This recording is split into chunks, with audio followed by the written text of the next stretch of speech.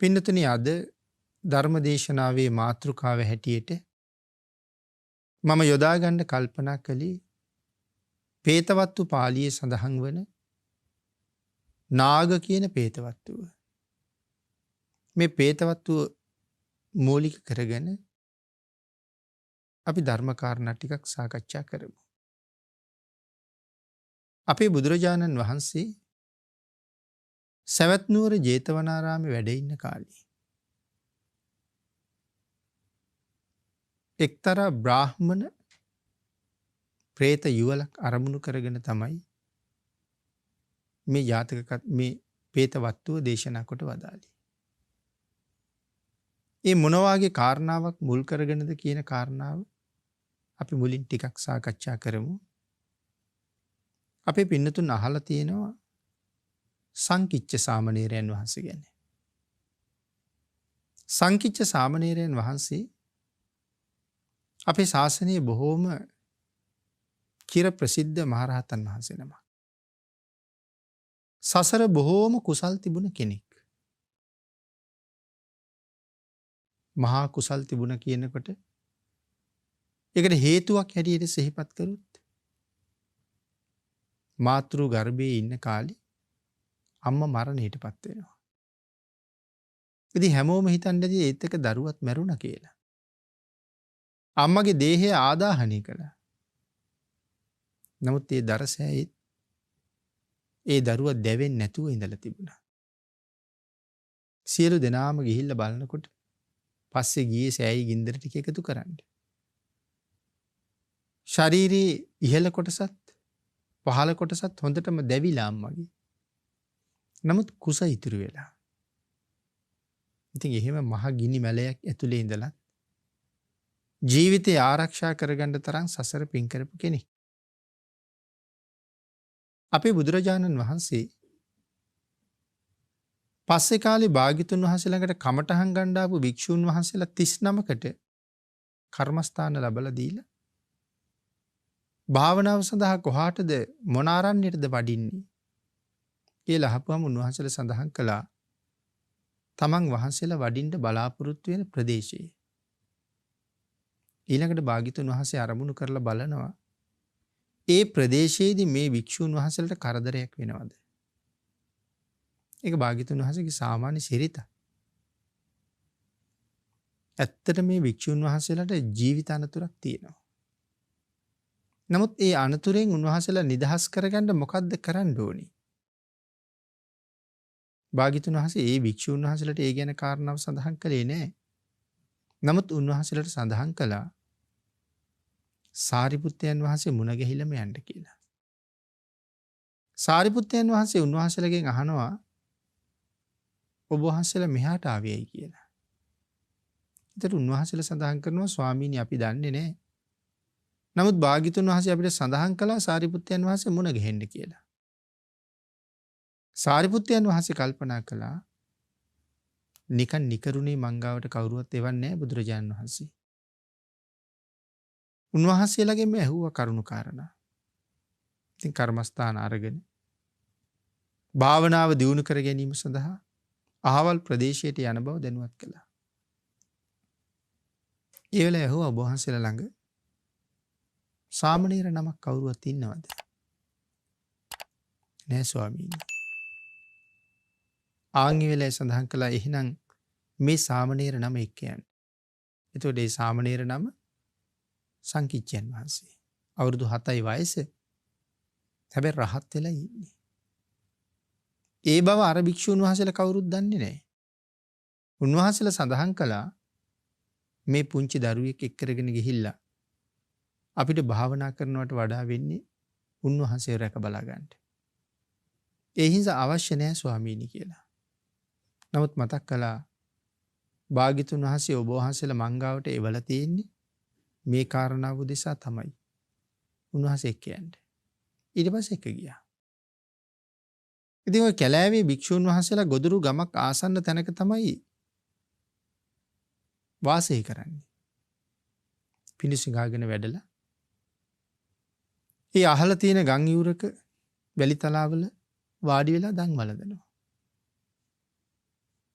මේ කාලේ දරුවන්ට එපා වෙලා සැලකිලි සත්කාර කරන්නේ නැතුව දරුවන් ගාවින් තරහ වෙලා යන එක්තරා පුද්ගලයෙක් භික්ෂුන් වහන්සේලා දන් වළඳන තැනට ඇවිල්ලා වාඩි වුණා. ඉතින් දන් වළඳන තැන ඉන්න නිසා භික්ෂුන් වහන්සේලා මේ පුද්ගලයාටත් ආහාර දුන්නා. ඔහු කල්පනා කළා ජීවිත කාලයක් රෑදවල් නැතුව වැස්ස පින්නේ නැතුව දහදුක් විඳ විඳ වැඩ කරලත් මට මෙහෙම රසට කෑම කන්න බැරි වුණා.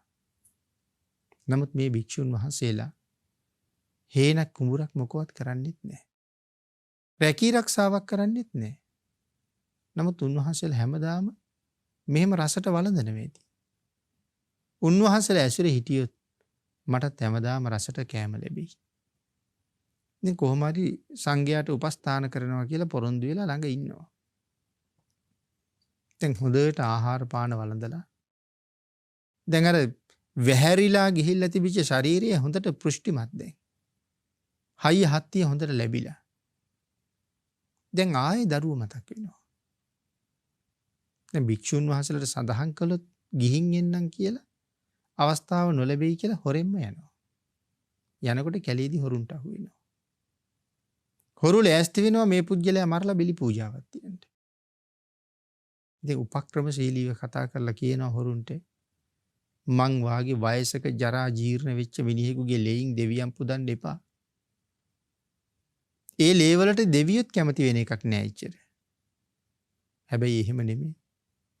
හොඳ තරුණ වයසේ පසුවෙන උස මහත ශරීර තියෙන බොහොම පුෂ්ටිමත්ව වැඩුණ තරුණ වයසේ භික්ෂූන් වහන්සේලා 39ක් මේ ළඟ ඉන්නවා. හැබැයි එයින් කෙනෙකුගේ ලෙයින් දෙවියෝ පිදුවොත් නම් දෙවියොත් සතුටුයි. මේ විදිහට කරුණු කියා අර පුද්ගලයා ඒ පැත්තට නම්ම ගත්තා. ಗುಣ මකු බවක හැටි. හැබැයි වුන් කීවා කමක් නැහැ ඒකට අපිත් කැමතියි. හැබැයි ඉන්න තැන පෙන්වන්න ඕනේ. එක්ක ගියා ඉතින්.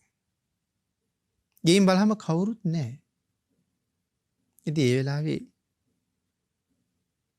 හොරු අහනවා අපි රවට්ටලා නේද ගෙනාවේ. කොහොම මෙතන කවුරුවත් නැහැනේ. ඒලයි සඳහන් කළා අර සංඝයා රැස් කරන උපකරණයක් තියෙනවා. අපේ දැකලා තියෙනවා දැන් පන්සල් වල ගන්ටාර තියෙනවා. සමහර වෙලාව වනගත ආරණ්‍ය සේනාසන වල එහෙම තියෙනවා. අර ඇතුළට හාරපු කොටයක්. ඕකට තව ලොකු ශක්තිමත් ලීයකින් ගහපුවම මහා හඬක් ඈතට පැතිරෙනවා. බුද්ධ වන්දනාවට එන්න, දන් වළඳන්න එන්න. මේ වගේ නොයෙක් අවස්ථාවන් වලට සංඝයා රැස් වෙනකොට මේ කුටියක් ගානේ ගිහලා අඬ ගන්නෑ. මේක තමයි නාද කරන්නේ. එතකොට දන්නවා දැන් මේ අහවල් වෙලාවයි. ඉතින් මේක නාද කෙරුවොත් අවේලාවක කාට හරි කරදරයක්. ඉතින් අවේලාවේ නාද කළා සියලු දෙනාම එකතු වුණා. ඉතින් බලහම අර පුද්ගලයෙක් ඉන්නවා, තව පිරිසකුත් ඉන්නවා. ඉතින් අර හොරු සඳහන් කළා බිලි පූජාවකට කෙනෙක් ගෙනියන්න ආවේ කියලා. කාගෙන්ද අපි ගැන දැනගත්තේ කිව්වා මේ මිනිසයා කීවේ. දෙයි කරන්න දෙයක් නැහැ. යන්තම් සංසාරයෙන් එතර යන්න නිවන් මඟ පසක් කරගන්න කර්මස්ථාන අරගෙන කැලෑවට ඇවිල්ලා ටික දවසයි. කවුරුවත් තව උසස් ඵලයකට ගිහිල්ලා නැහැ. හැමෝම කැමති සංසාරයෙන් එතර යන්න. නමුත් දැන් ඉතින් කරන්න දෙයක් නැහැ. මූණෙන් මූණ බලලා කවුරු හරි දැන් මේකට යන්න ඕනේ. එහෙනම් එක භික්ෂුන් වහන්සේ නමක් සඳහන් කළා ස්වාමීනි මම යන්නම් කියලා. හැබැයි ඊට පස්සේ තව කෙනෙක් කියනවා නෑ මම යන්නම්. ඔහොමම දැන් හැමෝම කියනවා මම යන්නම් කියලා. ඒතර නායක හාමුදුරුවෝ සඳහන් කළා මෙතන ඉන්නේ වැඩිමහල්ලා මම සියලු දෙනාගේම වගකීම තියෙන්නේ මට. ඔබ වහන්සේලා මේ සංසාරයෙන් එතර වෙන්න කොහොම හරි මම ඔබ වහන්සේලා වෙනුවෙන් මගේ ජීවිතය දෙන්නම් කියලා. ඉතින් ඒකටත් කවුරුත් කැමති නෑ. මෙන්න මේ වෙලාවේ අර සාමණේරයන් වහන්සේ ළඟට ඇවිල්ලා කියනවා ස්වාමීනි කවුරුවත් යන්න ඕනේ නෑ. අවුරුදු 7යි වයස. මේ ගමනට යන්නේ මම. ඔබ වහන්සේලාගේ කාර්යය කරගන්න. සියලුම හාමුදුරුවරු විරුද්ධයි. අන්තිමට සඳහන් කළා බුදුරජාණන් වහන්සේ මාව එව්වේ මේ වැඩේට තමයි. එඳ ඔබ වහන්සේලා ඔබ වහන්සේලගේ වැඩේ කරන්න. පිටත් වුණා. හොරු එක්කරගෙන ගිහිල්ලා අර බිලි පූජාවට මිනිසුන් මරණ ගල උඩ තියලා දැන් කඩුවෙන් කොටන්නයි ලැහැත්තිය.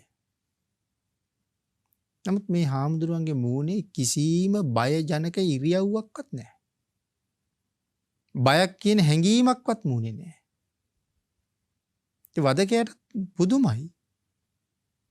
පළවෙනි පාර කඩුවෙන් පහර දුන්නාම කඩුව දෙකට නැමුණා. ඔහුටත් පුදුමයි. මගේ කඩුව ගලකට කෙටුවත් ගලත් කැපෙන තරම්.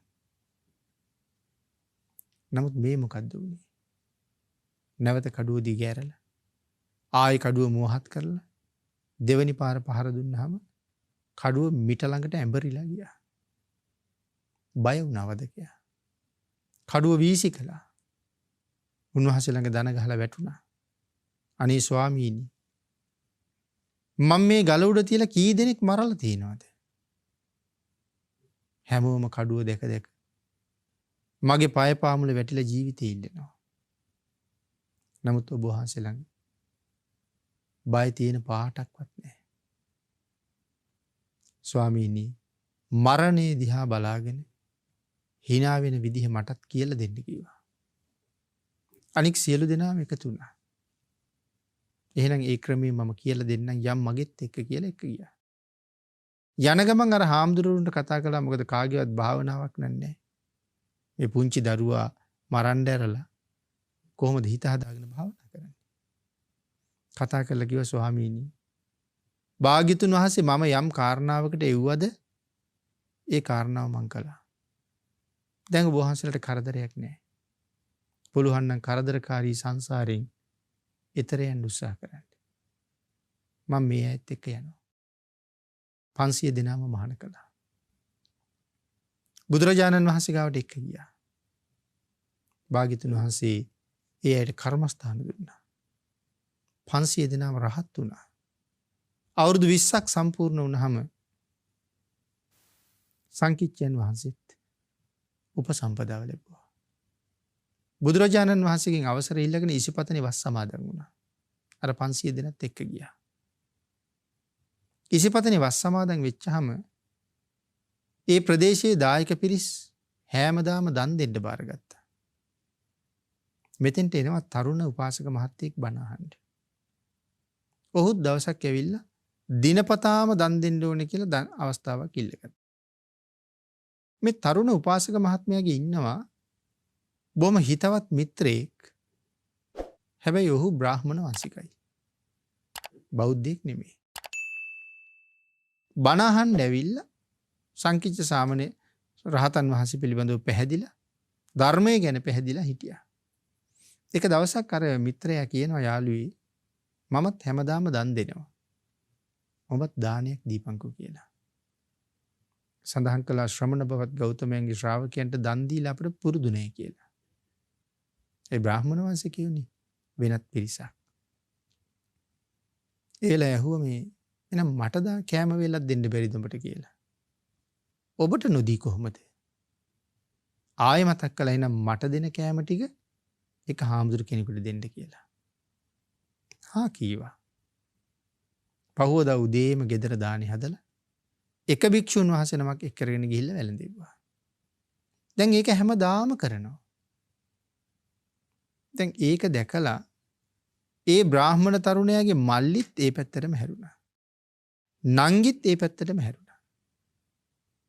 අම්මයි තාත්තයි නම් කවදාවත් හරවන්න බෑ. ඒගොල්ලෝ හරිම මසුරුයි.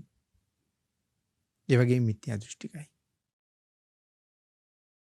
මේ බ්‍රාහ්මණ පවුලට සම්බන්ධ තවත් පවුලක දරුවෙක් සංකිච්ඡ සාමණේරයන් වහන්සේ ළඟ මහාන වෙලා ඉන්නවා. ඒත් බණ අහන්න ඇවිල්ලා පැහැදිලාම තමයි මහාන වුනේ. පස්සේ කාලේ මහාන වෙලා මේ හාමුදුරුවෝ හැමදාම තමන්ගේ ගෙදරට තමයි දානේ වළඳන්න වඩි. දැන් තරුණයි. ඔය කාලේ අර බ්‍රාහ්මණ පවුලේ අර මිත්‍යා දෘෂ්ටික දෙපළ යෝජනාවක් කරනවා අර ස්වාමින් වහන්සේගේ අම්මට හාමුදුරුවන්ට සිවුරු ඇරලා එන්න කියලා අපේ දුවට කසාත බන්ධලා දෙමු කියලා. අම්මා ඕකට කැමතියි. ඉතින් හාමුදුරුවන්ටත් ඕක නිතර නිතර කීවා. දැන් හාමුදුරුවන්ටත් පොඩ්ඩක් මහානකම ගැන කලකිරිලා මේ ජීවිතේට ඇල්මක් ඇති වෙලා. දැන් ගුරුවරයා සංකිච්ඡයන් වහන්සේනේ ළඟට ගිහිල්ලා කියන ස්වාමීනි මට නම් ගෙදර යන්න ඕනේ. මට දැන් මහානකම කළා ඇති වගේ. මට ලොකු කලකිරීමක් තියෙනවා කියලා. සංකිච්ඡයන් වහන්සේ සඳහන් කළා කමක් නැහැ. ගෙදර යන්න. හැබැයි මාසයක් ඉඳලා යන්න. හා කිව්වා. දැන් ඉතින් මාසෙකින් කොහොමත් යන්න ලැබෙනවනේ. මාසෙ ගත වුණාට පස්සේ ඇහුවා. කිව්ව කමක් නැහැ යන්න දෙනවා. තව දවස් 15ක් ඉන්න කියලා. මාසයක් හිටපු එකේ දවස් 15 මොකද්ද කියලා ඒකත් හිටියා. දවස් 15 ඉවර වෙලා ගිහිල්ලා ආයෙත් ඇහුවා. එතකොට මතක් කළා තව දවස් 7ක් ඉඳලා යන්න. දවස් 7ක් හිටියා. හැබැයි රහතන් වහන්සේගේ දැක්ම කොහොමද? මේ අන්තිම දවස් 7 ඇතුලේ අර බ්‍රාහ්මණ පවුලේ ගෙදර කඩා වැටුණා. වැස්සට කඩා වැටුණා. අම්මයි තාත්තයි දරුවෝ 3 දෙනයි බිත්ති වලට යට වෙලා මැරුණා. දැන් ඒයින් ලොකු පුතා තමයි අර තරුණ උපාසක මහත්තයත් එක්ක ගිහිල්ලා බණ අහලා දන් දෙන්න පුරුදු වෙච්ච කෙනා. දනුත් දුන්නා, සිලුත් රැක්කා. මරණයෙන් පස්සේ දෙවියෙක් වෙලා ඉපදුනා. ඒ පාරෙම ගියපු බාල පුතත් දිව්‍ය ලෝකයකම ඉපදුනා. සහෝදරයින් දෙදෙනාගේ පාරෙම ගියපු සහෝදරියත් දෙව්ලොවම ඉපදුනා. මිත්‍යා දෘෂ්ටිකව මසුරුකමින් දන් නොදී හිටපු මව්පියෝ දෙන්න ප්‍රේතයෝ වෙලා ඉපදුනා. දැන් දවස් 7 ගෙවිලා හාමුදුරුවෝ ඇවිල්ලා ඇහුවා ස්වාමීනි දැන් නම් දවස් 7 ඉවරයි. දැන් මම යන්නද කියලා. දැන් උන්වහන්සේට විවාහ කරලා දෙන්න හිටපු තරුණිය තමයි අර ගෙදරදී මැරුණේ. දැන් එයත් දිව්‍ය ලෝකේ. සංකිච්ඡයන් වහන්සේ සඳහන් කළා හොඳයි එහෙනම් යන්න. මමත් එනවා යන්න. දැන් දෙන්නම ඉසිපතනේ විහාරයේ පිටිපස්සේ දොරටුවෙන් පිට වෙලා ඒ පැත්තේ තිබිච්ච මාර්ගයෙන් මාර්ගයේ දිගේ ඉස්සරහට යනවා. දැන් සංකිච්ඡයන් වහන්සේ දන්නවා අර කට්ටිය මැරිලා කොහෙද ඉපදිලා ඉන්නේ කියලා. මේ පාරේ යන ගමන් මේ පාරෙම අරගොල්ලෝ දකින්නවා. දැකලා උන්වහන්සේ අදිෂ්ඨානයක් කරනවා මට පේන දේ මේ සාමණේරයන්ට පේන්න ඕනේ කියලා. ආන් ඒ 이르දියෙන් අර දෙවියෝ 3 දෙනත් ප්‍රේතයෝ දෙන්නත් දකින්නවා. සාමණේර දකින්නවද කවුරු හරි? එහෙමයි. ඒ ප්‍රේත දෙපළත් එක්ක කතා කරන්න කියලා එව්වා. ඊට පස්සේ ගිහිල්ලා කතා කළා. කතා කරලා අහන්න කිව්වා අර ඉස්සරහම සුදුම සුදු පාට ඇතෙකුගේ පිටේ යන්නේ කවුද කියලා. සාමණේරයන් වහන්සේ එහෙම ඇහුවා. ඒ වෙලාවේ ප්‍රේතයෝ කියනවා ස්වාමීනි ඒ අපේ ලොකු පුතා. ලොකු පුතා තමන්ගේ කල්යාණ මිත්‍රයෙක් එක්ක ගිහිල්ලා බණ අහලා පැහැදිලා දන් දීලා සිල් රැකලා මැරිලා ගිහින් දෙවියෙක් වෙලා ඉපදුනා. සාමණේරයන් වහන්සේ තාම දන්නේ නැහැ මේ කවුද කියලා. ඒතකොට දෙවෙනි පුතා යනවා අශ්ව වෙලඹුන් 4 දෙනෙක් යොදාපු රථයක. ඒ කවුද කියලා ඇහුවා. ස්වාමීනි ඒ අපේ දෙවෙනි පුතා. අර දිව්‍ය කුමාරිකාව ලස්සන දිව්‍ය විමානයක් ඇතුලේ තමයි ඉන්නේ. ඊටාම ලස්සන රූපයක්. තැනක යනකොට මේ විමානෙන් තමයි යන්නේ. ඒ කවුද? ස්වාමීනි ඒ අපේ දුව. ඊට පස්සේ උන්වහන්සේ අහනවා දැන් ඔබ දෙපළ പ്രേත ලෝකෙ ඉපදිලා මොනවද කන්නේ? ඊට පස්සේ කියනවා කණ්ඩ දෙයක් නෑ ස්වාමීනි. මේ දෙන්නගේ මතේ තියෙන පොළු කැලි දෙකක්. ප්‍රේතයා ප්‍රේතියට හයියෙන් ගහනවා පාරක්. ගහපුවම කලගෙඩියක් වගේ ගෙඩියක් එනවා. මොහොතින් ඒක පැසවලා පුපුරනවා. පුපුරලා ලේයි සැරවයි කලවමී වැක්කිරෙනවා. ප්‍රේතයා දූවගෙන ගිහිල්ලා කට තියාගෙන බොනවා. ඊට පස්සේ ප්‍රේතයාටත් පාරක් ගහනවා. ප්‍රේතයාගෙත් අර වගේම ගෙඩියක් ඇවිල්ලා පැසවලා පුපුරලා වැක්කිරෙනවා. ප්‍රේතිය ඒක බොනවා.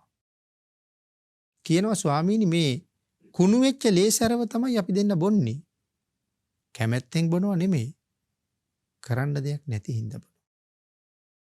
අන්තිමට කියනවා ස්වාමීනි අපි දෙන්න වෙන කවුරුවත් නෙමෙයි. ඔබ වහන්සේගෙම නැන්දයි මාමයි. ආන්ගේ කාරණාව කිව්වට පස්සේ මහා සංවේගයක් ඇති වුණා. සංවේගයක් ඇති වෙලා හැරුණා තමන්ගේ ආචාර්යවරයා පැත්තට. සංකිච්ඡයන් වහන්සේට මහපාර මැද්දේ දන ගහලා වැඳලා උන්වහන්සේ කියනවා ස්වාමීනි යම් සත්පුරුෂයෙක් තවත් කෙනෙක් මේ සංසාරයෙන් බේරගන්න වීරිය වඩනවද උත්සාහ කරනවද ඔබ වහන්සේ මං වෙනුවෙන් ඒ උත්සාහය කළා. යම් කෙනෙක් යමෙකුට අනුකම්පා කරනවද ස්වාමීනි ඔබ වහන්සේ ඒ අනුකම්පාව මට කළා. ස්වාමීනි වැටෙන්න ගියේ මහා ප්‍රපාතයකට. නමුත් ඔබ වහන්සේ ඒ ප්‍රපාතයෙන් මාව ගොඩගත්තා. කියන කාරණාව උන්වහන්සේට සඳහන් කරලා ස්වාමීනි මට වහාම මේ සංසාරයෙන් එතර වෙන්න ඕනේ. මේ සංසාරේ මේ තරම් දුකයි. මව මේ සංසාරයෙන් එතර කරන්න. කර්මස්ථානයක් ලැබලා දුන්නා. උන්වහන්සේ කර්මස්ථානයට අනුව භාවනා කළා. නොබෝ දවසකින්ම උන්වහන්සේට කෙලෙස් නසන්න පුළුවන් වුණා. ඒ සසර ගැන මනාව දැක්කා. බුදුරජාණන් වහන්සේ ගාවට සංකිච්ඡයන් වහන්සේ උන්වහන්සේත් එක් කරගෙන ගිහිල්ලා මේ කාරණාව ඔක්කොම භාග්‍යතුන් වහන්සේට මතක් කළා. ආන් ඒ කාරණාව අර්ථෝත්පත්ති කරගෙන අපේ බුදුරජාණන් වහන්සේ රැස් වෙලා හිටපු පිරිසට අපූර්ව ධර්ම දේශනාවක් කළා. එතකොට පින්නතුනි මේ නාග පේත වත්වයේදී අපිට පැහැදිලි කරන්නේ මේ සංසාරේ හැටි. දැන් ඒ බ්‍රාහ්මණ දෙපළ මැරිලා ගිහිල්ලා ප්‍රේතයෝ වෙලා ඉපදුනා. නිතර නිතර බණ අහන අය හැටියට අපේ අය දැන් අහලා හොඳට පුරුදු ඇති. අපිත් දවසක අනිවාර්යෙන් මැරෙනවනේ. මැරුණාම අපි අනිවාර්යෙන් ආයෙ උපදිනවා. කවුද දන්නේ කොහෙද උපදින්නේ කියලා. නමුත් මැරෙන්න කලින් සතර අපායේ නම් උපදින්නේ නැහැ කියලා විශ්වාසයක් තියාගන්න. මේ ජීවිතෙන් කටයුතු කරනවා නම් අපි කොහොමද කටයුතු කරන්න ඕනේ? භාග්‍යතුන් වහන්සේ දේශනා කළා කෙනෙක් උපදින තැන තීරණය කරන්නේ සීලය.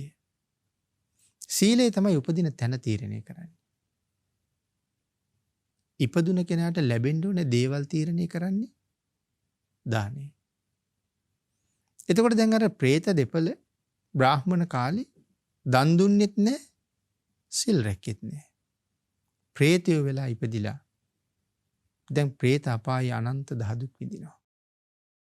නමුත් සත්පුරුෂයෙක් මුණ ගැහිලා ඒ සත්පුරුෂයාට කීකරු වෙලා තුනුරුවන් විශ්වාස කරගෙන සිල් ගුණ රැකගෙන දන් දීපු අය සුගතියේ ඉපදිලා කල්යාණ මිත්‍ර ආචාර්යවරයෙකුගේ වචනයකට ඇහුම්කන් දීලා උන්වහන්සේට 90 මාසයක් ඉඳලා යන්න කීවා. කීකරු වුණා. අර්ධ මාසයක් ඉඳලා යන්න කීවා. කීකරු වුණා. 7 දවසක් ඉඳලා යන්න කීවා. කීකරු වුණා. ආන්ගේ කීකරු වීමේ ප්‍රතිඵලයක් හැටියට උන්වහන්සේ සංසාරයෙන් එතරටම ගියා. මේ කතාවෙන් පැහැදිලි කරන්න හැදුවේ ධර්ම ශ්‍රවණය කරන අපේ පින්නතුණු දේශනාව කරන මමත් අපි හැමෝම දවසක මැරෙනවා. නමුත් අපි කවුරුවත් ගැන ළඟ විශ්වාසයක් නැහැ. අපි කොහෙද ඊළඟට උපදින්නේ කියලා. අපි කවදාවත් හිතනවද අපි මැස්සෙක් වෙලා ඉපදෙයි කියලා? අපි කූඹියෙක් වෙලා ඉපදෙයි කියලා? කුරුමිනියෙක් වෙලා, කෝඳුරුවෙක් වෙලා, මදුරුවෙක් වෙලා, එහෙම නැත්නම් කුණු කානුවක ඉන්න පණුවෙක් වෙලා ඉපදී කියන විශ්වාසයක් කවදාවත් කාටවත් තියනවද? අපි කවදාවත් මෙහෙම හිතන්නේ නැහැ. නමුත් අපේ පින්නතුන් අහලා ඇති බුදුරජාණන් වහන්සේගේ කාලේ එදා රටේ හිටපු ප්‍රධාන ආර්ථික විශේෂඥයා තෝදෙය කියන බ්‍රාහ්මණයා. රටට හිටපු විශේෂ පුද්ගලයෙක් තෝදෙය බ්‍රාහ්මණයා. නමුත් මැරිලා සුනකෙක් වෙලා ඉපදුනේ. රටක විශේෂ පුද්ගලයෙක් මැරිලා උපදින්නේ සුනකෙක් වෙලා. මං හිතන්නේ අස්සක ජාතකයත් අපේ අය අහලා ඇති. අස්සක රජුරුවන්ගේ බිරිඳ මනුස්ස රූපය ඉක්මවපු කෙනෙක්. හැබැයි දිව්‍ය රූපයට සමාන නෑ කියලාම කියලා තියෙනවා. ශරීරයෙන් රැස් විහිදෙනවා. නමුත් අකාලේ මැරුණා. මැරිලා ඉපදුනේ ගොමගොඩක කුරුමිනියෙක් වෙලා. අර තරම් ලස්සන රූපයක් තිබ්බ කෙනා. ඉතින් අස්සක රජුරුව වලලන්න කැමතිත් නෑ. පස්සේ අපේ මහා බෝසතාණන් වහන්සේ ඒ කාලේ පාරමී පුරන කාලේ රජුරුව දවස් 7ක් නොකා නොබී අඬනවා. රජුරුව ගෙන්නලා දුක තුනී කරන්න ඕන නිසා ඇහුවා උපරි දේවිය ගෙන්නලා දෙන්නද කියලා. හා කීවා. දන්නවද ඉන්න තැන කියලා අහපම නෑ කීවා. මහ ඍෂිවරයා සඳහන් කළා ගොමගොඩක කුරුමිනියෙක් කියලා. පිළිගන්න බෑ කීවා. ඍෂිවරයාගේ ආනුභාවයෙන් ගෙන්නුවා. කුරුමිනියෝ දෙන්නෙක් ආවා. උපරි දේවිය පෙන්නලා සඳහන් කළා මේ තමයි උපරි. රජුරු කිව්වා රැස් විහිදි විහිදි මාලිගාවේ සැප විඳ විඳ ජීවත් වෙච්ච මගේ බිරිඳ අද කොහොමද මෙහෙම වෙන්නේ කියලා. කතා කරවන්නද කිව්වා. මනුස්ස භාෂාවෙන්ම කතා කරන්න ඉරදියක් පාලා. කුරුමිනියගෙන් අහනවා මේ උයන මතකද? ඇය කියනවා මතකයි. මේක අස්සක රජුරුවන්ගේ උයන. මමයි මගේ රජුරුවෝ එදා මේ උයනේ ඇවිද්දේ නැති තැනක් නෑ. අපි මේ උයනේ විනෝද වෙච්චි නැති තැනක් නෑ. අස්සක රජුරුව මතකද? අස්සක රජුරුවන්ට ඒ කාලේ හුඟාක් ලෙන්ගතුද? ඒ කාලේ පුදුම ලෙන්ගතුකමක් අපි දෙන්න අතර තිබ්බේ. තවත් ඒ ලෙන්ගතුකම තියෙනවද කියලා ඇහුවා. නෑ ස්වාමීනි. දැන් මම අස්සක රජුරුවන්ට ලෙන්ගතු නෑ. දැන් මට ස්වාමියෙක් ඉන්නවා. කුරුමිනියට කියනවා මේ තමයි මගේ ස්වාමියා. දැන් මම ලෙන්ගතු ඔහුට.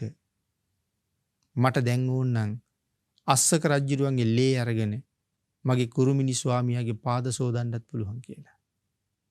ආන්ගේ කතාව ඇහිච්ච ගමන්ම රජුරුව කීවා වහාම අර දේහය ගෙනහිල්ලා වල්ලන්න කියලා.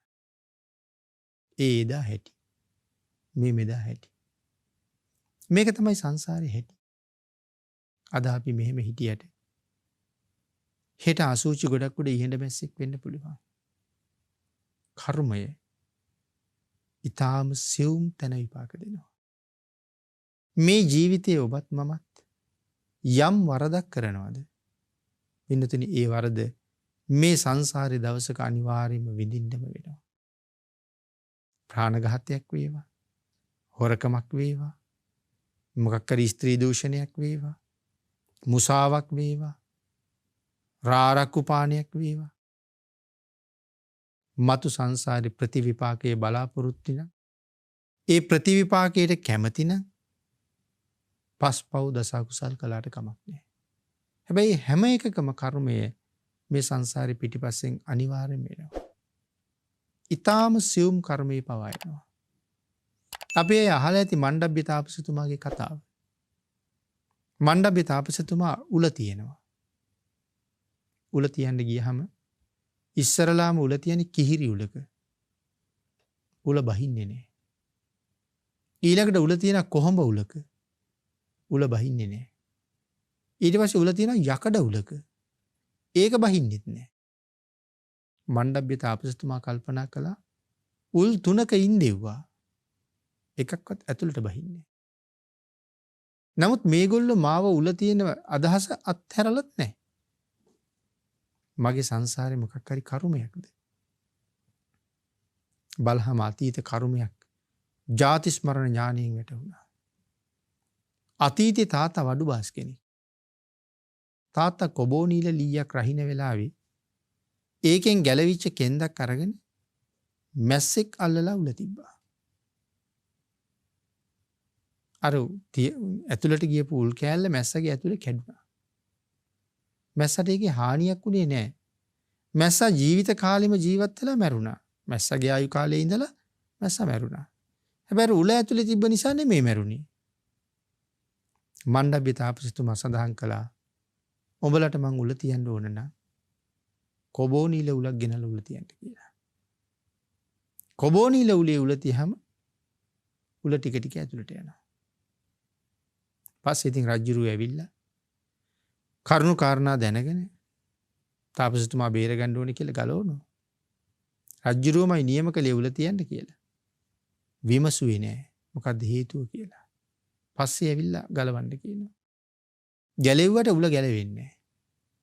ඊට පස්සේ තාපසතුමාම කියනවා මහරජ මේ ලී අයින් කරන්න ඕන නම් මගේ හැම ගාවින්ම මේක කපන්න.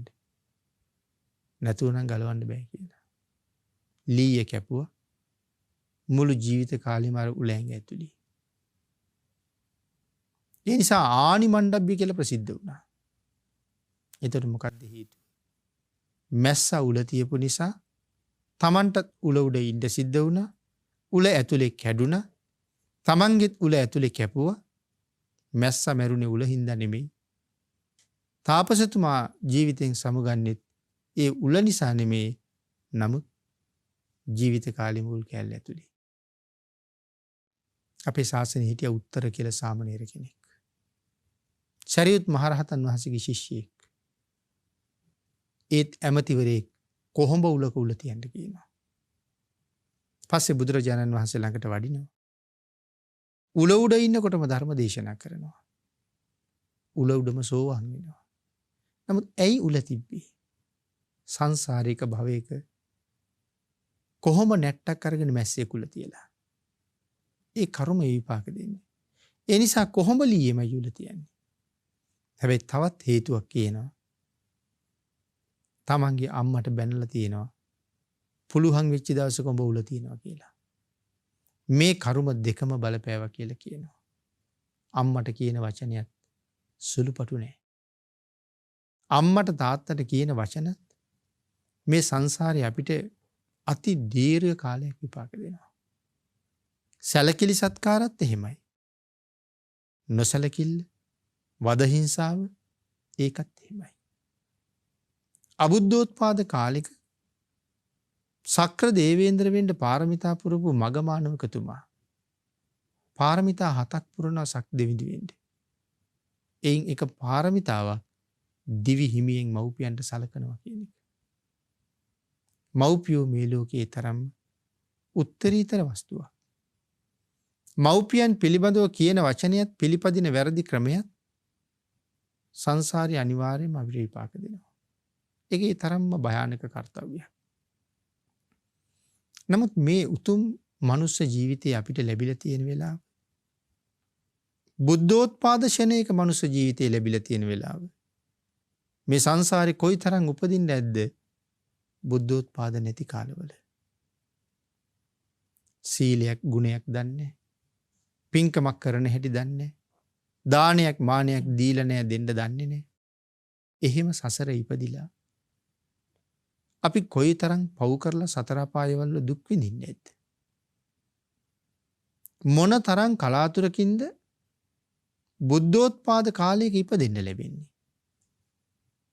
බුද්ධෝත්පාද කාලයක නමුත් මනුස්ස වුණාට වැඩක් නැහැ. සම්මා දිට්ඨිය නැත්තම්. ඒතකොට සම්මා දිට්ඨියත් ඇතුවම උපදින්න ලැබෙනකොට ඒක මොනතරම් වාසනාවන්ත කාලයක්ද? ආගේ නිසා පින්නතුනි අපිට මේ වාග්ය ලැබිලා තියෙන වෙලාව. අපේ පින්නතුන් අහලා තියෙනවා ගංගාරෝහණ පූජාව ගැන මම හිතන්නේ. අපේ බුදුරජාණන් වහන්සේට දෙවියොයි නාගයොයි මිනිස්සුයි මේ තුන් පිරිසම එකතු වෙලා මහා උපහාර පූජාවක් දක්වනවා. විශාලා මහනුවර රතන සූත්‍රයේ දේශනා කරලා ආපහු වඩිනකොට. විශාලාවට වඩිනකොට බිම්බිසාර රජුරුව මල් පාවඩයක් දැම්ම. ඒ පාවාඩි මල් තිබුණ කියලා සඳහන් කරනවා බුදුරජාණන් වහන්සේගේ දන මඩල දක්වා. අඩිය තියෙනකොට දණිය ගාවට මල්. මල් අතුරපු පාර සම්පූර්ණ උදුළු ගාලා වලවල් වහලා කඳු ගැට තුනී කරලා සුදෝසුදු වැලි අතුරලා තියෙන ඒ මත තමයි මල් අතුරන්නේ. විශාලාවට වඩිනකොට යොදුන් 5ක් මාර්ගයේ එහෙමයි. ගඟෙන් එහා පැත්තේ යොදුන් 3ක් විශාලාවට එහෙමයි. බුදුරජාණන් වහන්සේගේ හිසට ඉහළින් බිම්බිසාර රජු කුඩ 2ක් ඉහෙළුවා. ඊට වඩා ලොකු පූජාවක් කරන්න ඕනේ කියලා ලිච්ඡවීන් කුඩ 4ක් ඉහෙළුවා. ආපහු වෙනකොට මහ පොළොවේ ඉඳලා අකනිටා බඹලෝ දක්වා කුඩ ඉහෙළුවා. අකනිටා බඹලෝ දක්වා මල්වැල් කොඩි දජ පතාක අහස පුරාම දෙවියෝ හිටවලා. විස්තර කරන්න අති දීර්ඝ කාලයක් සාකච්ඡා කළ යුතු. ඉතා විචිත්‍ර විස්තරයක් ගංගාරෝහණ පූජාව කියලා කියන්නේ. මහා ජනතාව කොයිතරම් රැස් වුණාද? ප්‍රමාණය දක්වන්න අමාරු තරම්. යමක මහා පාටිහාරිය, දේවාරෝහණ පූජාව, ගංගාරෝහණ පූජාව. මේ අවස්ථා තුනේදී තමයි මේ බුද්ධ ශාසනයේ මහා සන්නිපාත සිද්ධ වෙච්ච අවස්ථා. එයින් එකක් ගංගාරෝහණ පූජාව. ඒ තරම් අසිරිමත් පූජාවකින් භාග්‍යතුන් වහන්සේට පූජා කරන්න දෙවියෝයි මිනිස්සුයි නාගයෝයි තුන්ගොල්ලම මේ සංසාරේ මොන තරම් පින් කරන්න ඇද්ද කියලා භික්ෂුන් වහන්සේලා පහුවදා සාකච්ඡාව. බුදුරජාණන් වහන්සේ වැඩලා ඇහුවා මහණෙනි මොනවද කතා කර කර හිටියේ? ස්වාමීනි ඊයේ සිද්ධ වුණ ආශ්චර්ය ගැන. මොන තරම්නම් බෝසත් කාලේ පින් කළාද ස්වාමීනි? ඒ තරම් ආශ්චර්යමත් උපහාරයක් ලබන්න. සඳහන් කළා මහණෙනි මම කරපු චූටි පින්කමක අතිරේක ඵලය වෙ තිබ්බේ. චූටි පින්කමක අතිරේක ඵලය. හැමෝටම පුදුමයි මොකද්ද මේ චූටි පින්කම? නමුත් ඒකෙත් අතිරේක ඵලය. සඳහන් කළා පසේ බුදුරජාණන් වහන්සේ නමකගේ ධාතුන් වහන්සේලා වැඩ ඉන්නේ.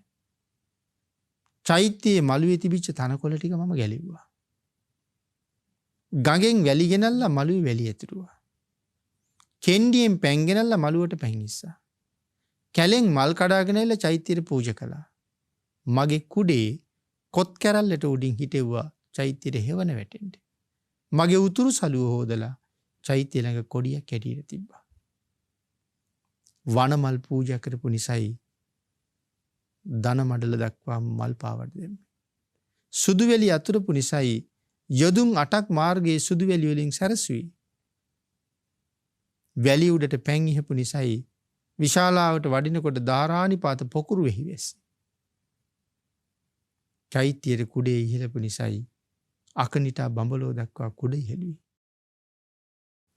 කොත් කැරැල්ල ළඟ උතුරු සළුව කොඩියක් කරපු නිසායි අකනිටා බඹලෝ දක්වා දජ පතාක ලැබුණේ.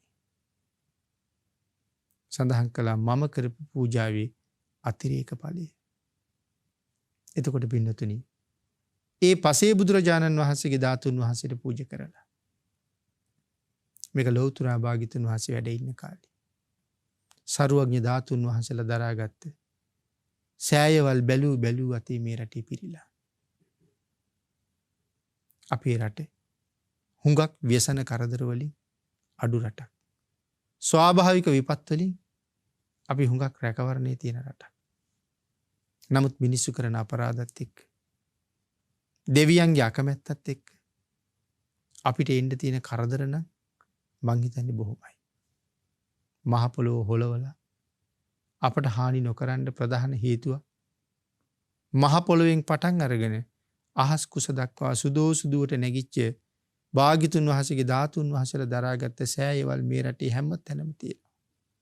හෙලවුණොත් ඒ සියල්ලත් හෙලවෙනවා. ඒ ආශ්‍රේ අනුකම්පාව නිසා අපි තව ඉන්නවා. නමුත් මෙවන් සෑයක් ළඟ වතක් පිළිවෙතක් කරන්න අවස්ථාවක් යොදාගෙන මොනතරම් පින් සිද්ධ කරගන්න පුළුවන් කාලයකද අපි මේ ඉන්නේ. නමුත් අපි මේ දේවල් වලින් ප්‍රයෝජන ගන්නවා හරි අඩුයි. අපි මේ ලෝකේ වැරදි කළා නම් වැඩියෙන්ම වැරදි කළේ බුදුරජාණන් වහන්සේට. නමුත් ලැජ්ජ නැතුව අපි ගිහිල්ලා පස්සේ සමාවත් ඉල්ලනවා. අපි අර සමහර කට්ටියට කරදර කරලා ඒ කට්ටිය දන්නේ නැහැ මේ කරදර කරන්නේ කවුද කියලා. අපි පස්සේ එයත් එක්කම ගිහිලා බොහොම හොඳට වැඩ කරනවා. නමුත් යටින් ඒ පුජ්‍යලයා වට්ටන්න කරන්න පුළුවන් ඔක්කොම කරනවා. නමුත් අර පුජ්‍යලයා දන්නේ නැහනේ. නමුත් අපි කරන දේවල් ඔක්කොම බුදුරජාණන් වහන්සේ දන්නවා. පොරොන්දු වෙනවා ස්වාමීනි. අතීත සසර පටන් මේ මොහොත දක්වාම කරපු වැරදි වලට සමා වෙන්න. අය වැරදි කරන්නේ නැහැ කියලා. නමුත් භාග්‍යතුන් වහන්සේ හොඳ ආකාරවම දන්නවා. ඉස්සරහටත් මේ පුජ්‍යලයා කොච්චර වැරදි කරනවද කියලා. බුදුරජාණන් වහන්සේ අපිට යමක් කරන්න එපා කීවනම් අපි නැවත ඒක උල්ලංඝනය කරනවා නම් කීකරු නැතිකමනේ. ඉතින් ඒතකොට හිතලා බලන්නකෝ අපි වැඩියෙන්ම කීකරු නැත්තේ බුදුරජාණන් වහන්සේටනේ. එපා කියපු දේවල් කොච්චරද? අඩුතරමේ තාම පන්සිල්වත් හරියට රකින්න අපිට බැරි නම් අපි තාමත් අකීකරුයි. ආර්යයන්ට අකීකරු වෙච්ච නිසා සංසාරෙ මෙච්චර ඈත ආවා. ඉමක් කොමක් නැති සංසාරේ තව යන්න තියෙනවා. කරපු හැම කර්මයකටම විපාක විඳින්න තියෙනවා නම් අතීතයේ මහා දඬුවම් රාශියකට අපි මේ වෙනකොටත් උරුමකම් කියනවා. අද මෙහෙම හිටියට. ඒ කියන්නේ දඬුවම් නියම වෙච්ච අපරාධකාරයෝ පිරිසක් අපි. ඒකට තව තවත් අකුසල් එකතු කරලා ඒ දඬුවම 3-4 ගුණයකින් වර්ධනය කරගන්නේ නැතුව උත්සාහ කරන්න ඕනේ බුද්ධෝත්පාද ශනේක වහ කුසල් කරලා අකුසලයේ තල්ලු කරලා සුගතියෙන් සුගතියට ගිහිල්ලා අකුසල විපාකයේ එන්න කලින් පිනෙන් පෝෂණය වෙලා මේ සංසාරයෙන් ඈතර යන වැඩපිළිවෙල හදාගන්න. ඒ සඳහා තියෙන හොඳම කාලයයි මේ තියෙන්නේ. ඒ නිසා පින්නතුනි අපි උත්සාහ කරමු. සංසාරය අතිශයින් භයානකයි. අපි පිළිගත්තත් නැතත් ඕක තමයි සසර කතාව. ඒකින්ද අපිත් දවසක මැරිලා ඒ අඳුරු අගාධ වලට වැටෙන්නම සිද්ධ වෙන නිසා වහ එයින් අත මිදීම උදෙසා සීලයෙන් ගුණයෙන් ජීවිතේ පුරවගෙන භාග්‍යතුන් වහන්සේගේ කීකරු ශ්‍රාවකෙක් හැටියට මේ සංසාරයෙන් සමුගන්න ශක්තිය ධෛර්යය භාග්‍ය වාසනාව සියලු දෙනාටම උදා වේවා කියලා ප්‍රාර්ථනා කරනවා.